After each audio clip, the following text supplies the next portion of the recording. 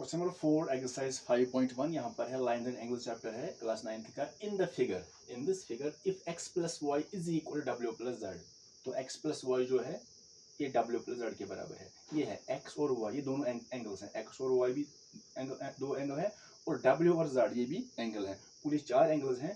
तो x plus y it is equal w plus z, then prove that AOB is a line. तो हमें यहाँ पर prove करना है this AOB it is a line. जब हम लाइन ड्रा करते हैं, फॉर एग्जांपल हम इसको नाम रखते हैं, for example this is line AB, तो इसको कहेंगे लाइन AB।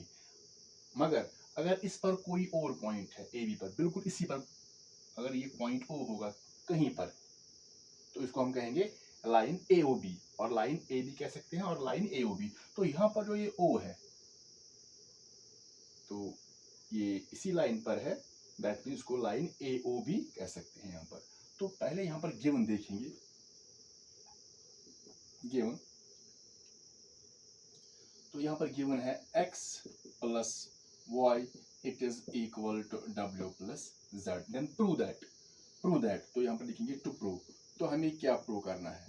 प्रूव करना है यहाँ पर AOB जो है it is a AB is a line, एक लाइन है।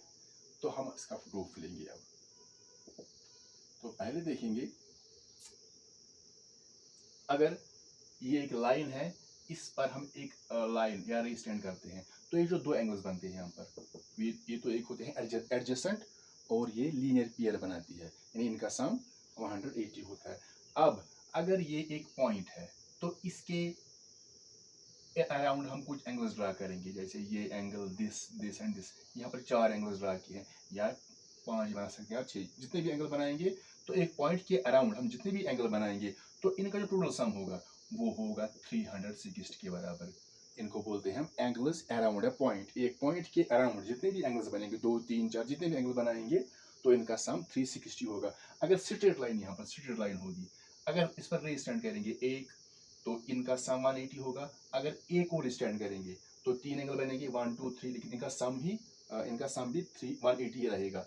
अगर एक और लाइन ड्रा करेंगे, एक और, तो यहाँ पर 1, 2, 3, 4, 5, 6 एंगल्स बनते हैं।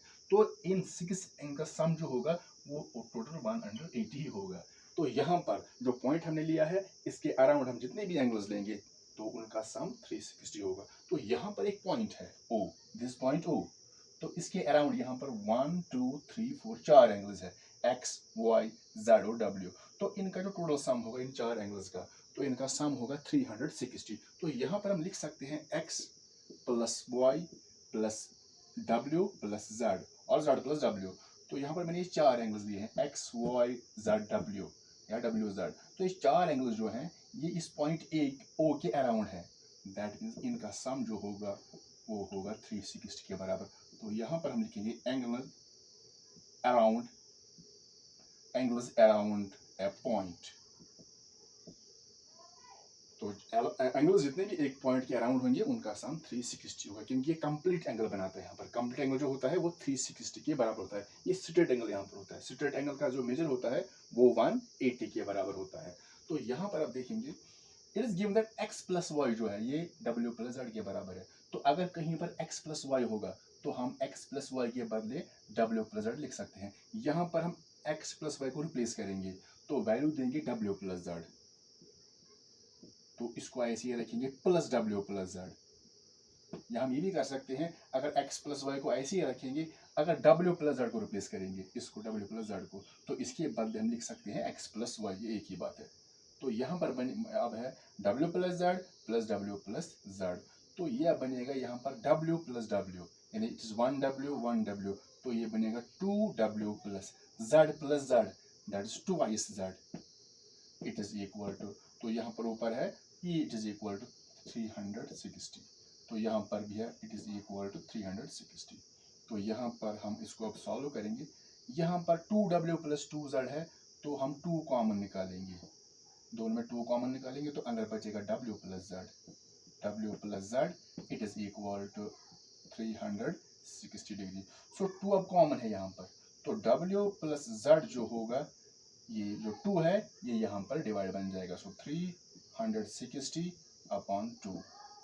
सो w plus z it is equal to 360 by 2, जब 360 को 2 से डिवाइड करेंगे तो ये बनेगा 180 degree. So we get W plus Z is equal to 180। तो अगर हम ऊपर यहाँ पर W प्लस Z को रिप्लेस करेंगे तो उसका वैल्यू होगा x प्लस वाई। तो ये बनेगा x plus y plus x plus y. तो लास्ट में ये बनेगा x plus y is equal to 180। तो एक ही बात है। तो यहाँ पर है अब W plus Z it is equal to 180। तो यहाँ पर है अगर ये स्ट्रेट लाइन है, अगर ये लाइन है, इस पर एक रे स्टैंड करेंगे। जब रे स्टैंड करेंगे तो यहाँ पर दो एडजस्टेंट एंगल्स बनेंगे, तो ये सप्लीमेंट्री होंगे, यानी इनका सम 180 होगा। अब इसका वाइस वर्सा है, दैट मीन्स अगर यहाँ पर रे स्टैंड है तो अगर ये इनका सम 180 है तो ये एक स्ट्रेट लाइन बनेगी। तो अगर ये स्ट्रेट लाइन है तो ये सप्लीमेंट्री होंगे।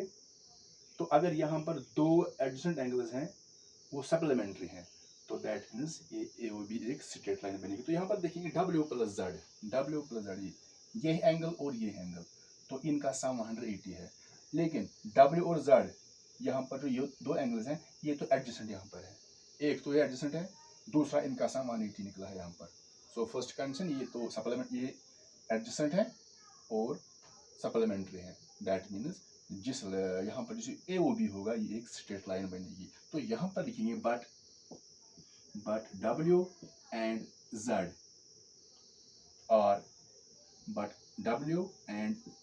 are adjacent angles। एक तो एडजस्टेंट है, जैसे यहाँ पर अगर ये एडजस्टेंट होंगे और सप्लीमेंट्री होंगे तो फिर ये स्ट्रेट लाइन होगी। तो W प्लस Z एक तो एडजस्टेंट है और adjacent angles and are supplementary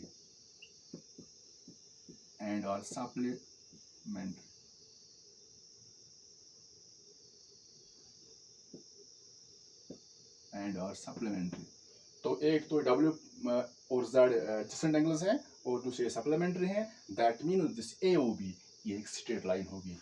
therefore AOB is a line. तो यहाँ पर हमें यही प्रूव करना था, AOB इज ए लाइन।